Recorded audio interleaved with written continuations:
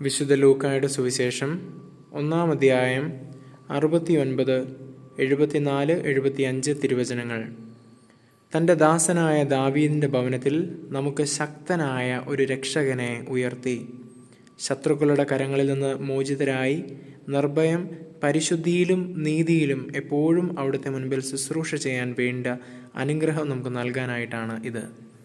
ദിവ്യകാരുണ്യ ഈശോയെ, ഞങ്ങളുടെ രക്ഷകനെ ഈശോയെ, ഞങ്ങളുടെ ജീവിതത്തിലെ എല്ലാ അടിമത്തങ്ങളിൽ നിന്നും ഞങ്ങളെ രക്ഷിക്കണമേ. അങ്ങയുടെ പിറവി ഞങ്ങളുടെ ഹൃദയത്തിൽ ഞങ്ങൾ തൊട്ടറിയട്ടെ. ഈശോയെ, ഞങ്ങളുടെ കുടുംബങ്ങളിലേക്ക് കടന്നു വരണമേ, ഞങ്ങളുടെ സമൂഹത്തിലേക്ക് കടന്നു വരണമേ.